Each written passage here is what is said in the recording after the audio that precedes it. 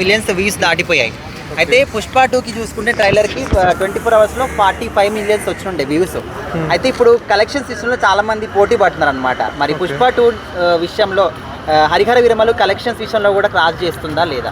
చేస్తుంది, పవన్ కళ్యాణ్ కాబట్టి చేస్తుంది పక్క. నేను పవన్ కళ్యాణ్ ఫ్యాన్నే.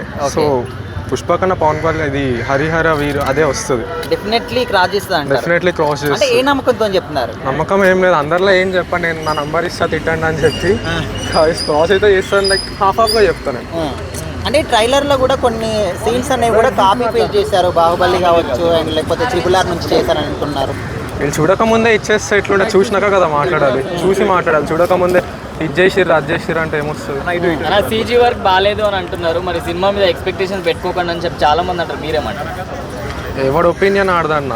నాకు ఇప్పుడు ఈ మూవీ నచ్చలేదని చెప్తే నేను పోయి చూస్తా పక్క, నాకు నచ్చుతుంది, నీకు నచ్చలేదంటే నాకు నచ్చుతుంది కదా. ఏదో ఒకటి ఎవడు ఒపీనియన్ ఆడుకుంటుంది. అంటే పవర్ స్టార్ గారి first time pan India cinema కదా, దట్టు డిప్యూటీ సీఎం తర్వాత ఫస్ట్ సినిమా. మరి ఎక్స్పెక్టేషన్స్ ఎట్లా ఉన్నాయి సినిమా మీద?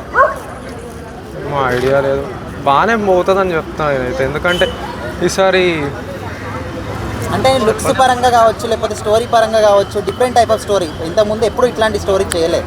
ఎట్లా ఉంటుంది అనుకుంటున్నారు సినిమా? బాగుంటుందని అనుకుంటున్నాను నేనైతే. లైక్ దేన్ని డిస్క్రిమినేట్ చేసేదానికి ఏం లేదు, పోయి చూసాకే అంతా మాట్లాడుతుంది. ట్రోలర్స్కి ఏం చెప్తారు? వాళ్ళ ఇష్టం వచ్చింది వాళ్ళు చెప్పుకుంటూ పోతారు, వాళ్ళకి నచ్చని హీరోస్ మీద. ఓకే, సూపర్, అట్లా. Thank you.